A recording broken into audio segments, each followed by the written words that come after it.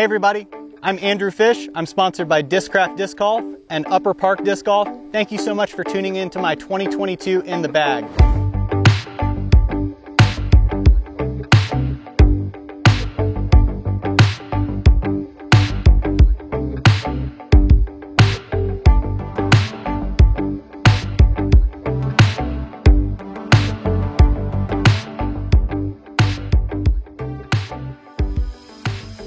To start off, let's look at my putting putters and one throwing putter.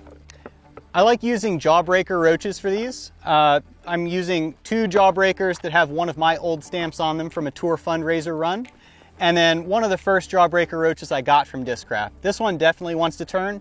These two are pretty straight flyers. I've actually switched from using a soft X Roach in previous years to Jawbreaker. It seems to be a little bit more durable, and I like that that these kind of hook up at the end. The really old ones I was using tended to glide a little bit too much. I go pretty deep on throwing putters. I currently have 4 in the bag that I'm using.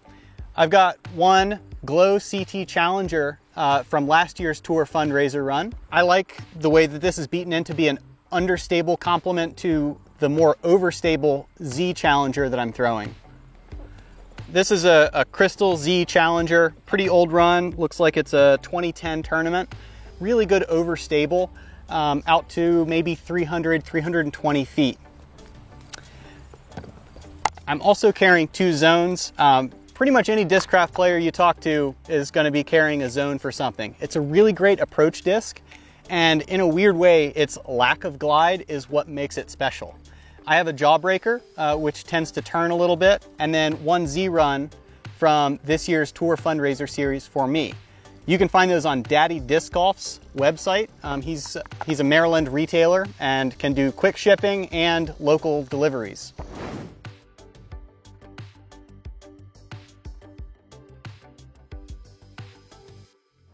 Mid-ranges, I think, are the strongest part of my game and one of the strongest parts of Discraft's lineup. Currently, I carry 4 mid-ranges, 3 Comets and 1 Wasp. The Wasp, it's a couple years old. It's a Z run and pretty flat top. I like that this is a very throwable disc that will finish at the end, but it wants to glide a lot. I am a little bit particular about how I set my bag up, and I'll talk about that a little bit at the end, where there's some more overstable mid-ranges that I'll incorporate. And currently I'm carrying 3 Comets. I've got 1 Z, which is a pretty recent run, and then 2 ESPs. This is a fresh ESP. It's my most overstable Comet. I like being able to throw it even when there's a little bit of wind, or when I want to throw kind of a hyzer flip shape that isn't gonna drift over. It's gonna want to hold straight and possibly finish left at the end. In complete contrast to that, this is an old ESP. This is probably 5 years in my bag and one of my real workhorses. By now, I can throw it on a pretty steep hyzer and it will get over and hold right almost the entire way. This is a shot shape that's kind of like old school. It's something that I've adapted from my ultimate playing, where an Ultra Star, you want to throw it with a little bit of hyzer or inside out and let it get up and ride. So that's the kind of thing that a Comet does really well for me. In between those is this Z Run. I expect over time it's going to become more flippy, but for now it's really nice just to hold straight.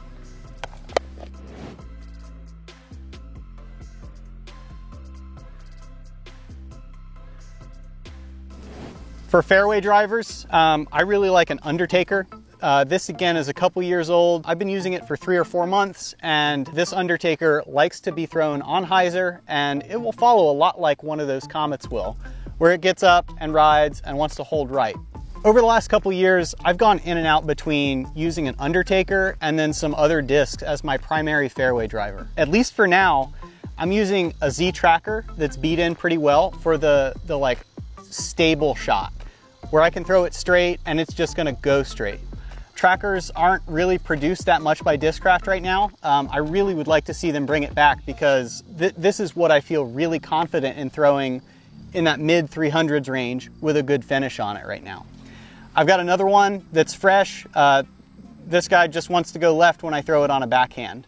But the nice thing about having an overstable 7-speed like this is that I can still throw a forehand with it, the way that other players would use a Raptor or something like that. And because it's a little bit slower, it'll go straight, it might even turn a little bit, but not have that aggressive hook on the end of it.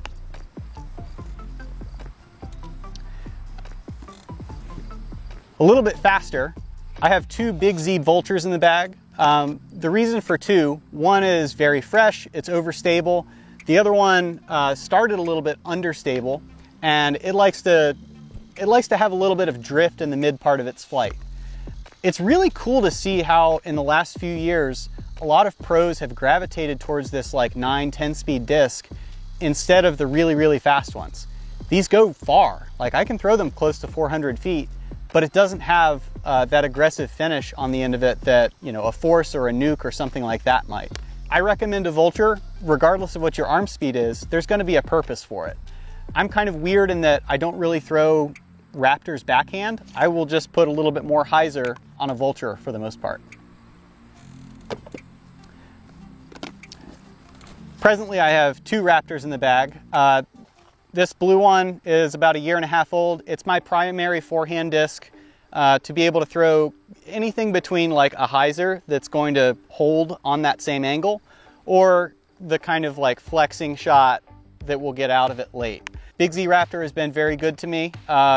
In contrast to that, I don't throw a Captain's Raptor right now because I got a run of Zs that were extremely flat and very overstable. This doesn't really want to go far. I don't think I could throw it more than 280 feet on a forehand.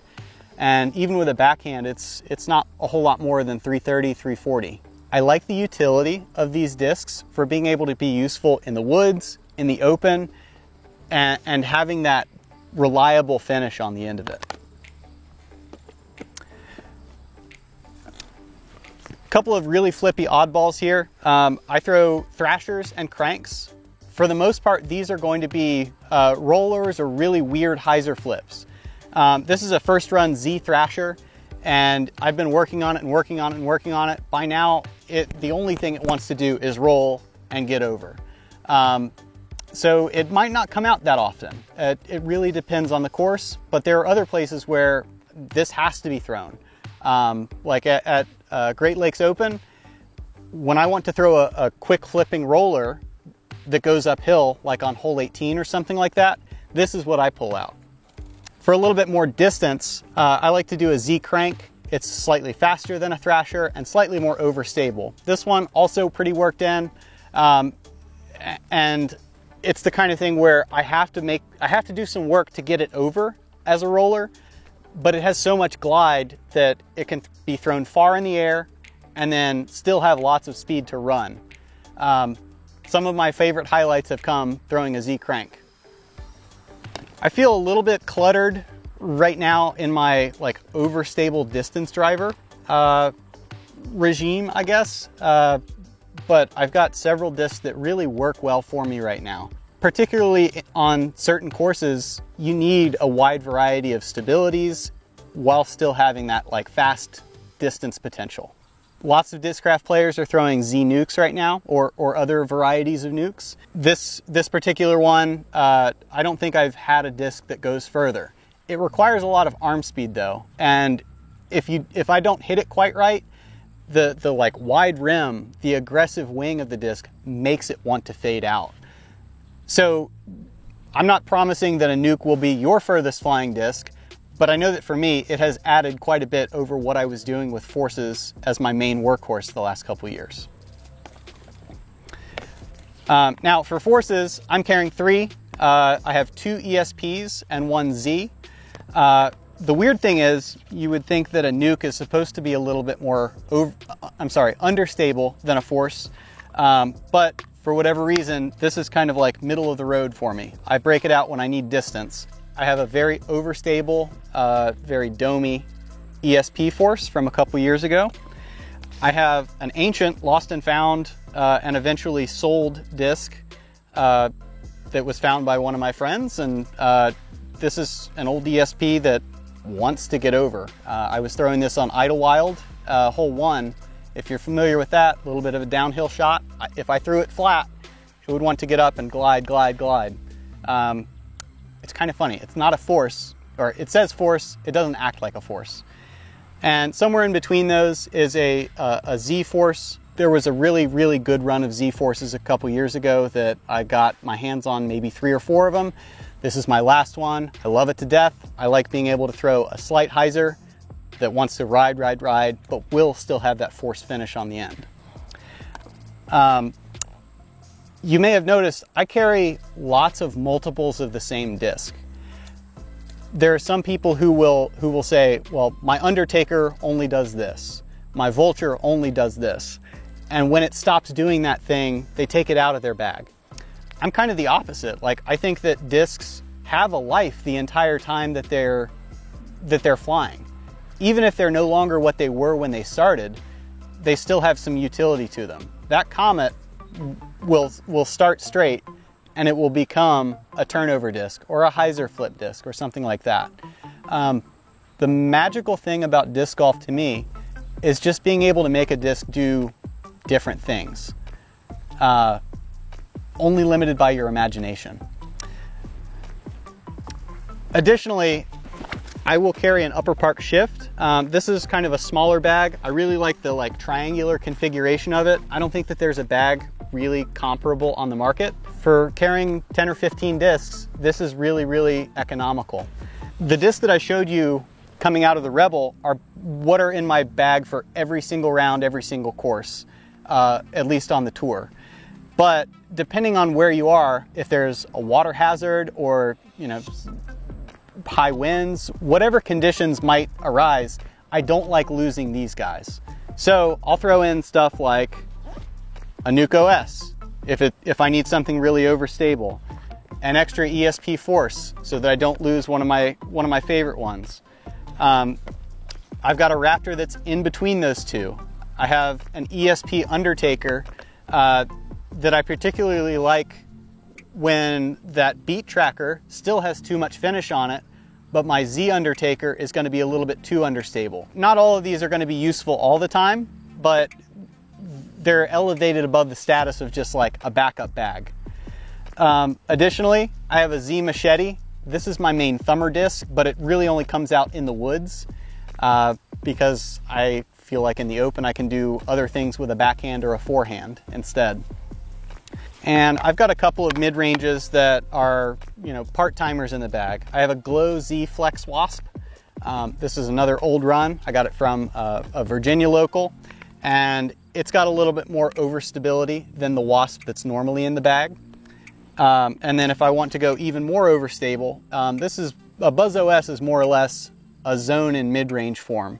It doesn't want to glide. It just kind of wants to hook immediately. But it's nice when I want to squeeze an extra little bit out of that zone type flight. And then similarly, I got a couple misprint Comets last year that turned out to have a really nice dome to them.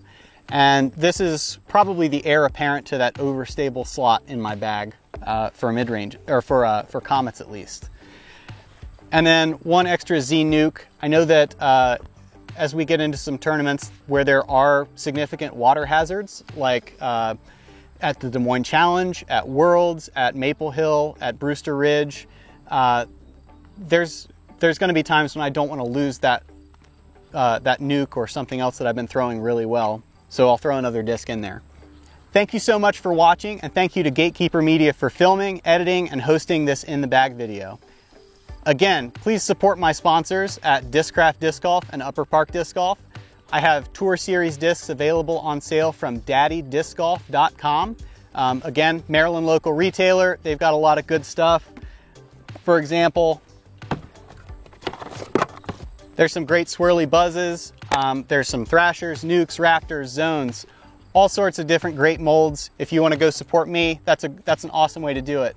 Additionally, if you like the look of these bags, if you like the utility of them, there's a 10% discount for using code Andrew10 on Upper Park Disc Golf store. And a portion of that goes back to support my touring and other goofy things that I get into. If you watched this video in hopes that I was going to show you what's in the side pockets and other places, I'm sorry, you're just going to have to scroll back to April on my Instagram, where I walked through the non-disc things that belong in my bag. I think that's important, but this isn't in the bag for discs particularly. Again, I'm Andrew Fish. Thank you so much.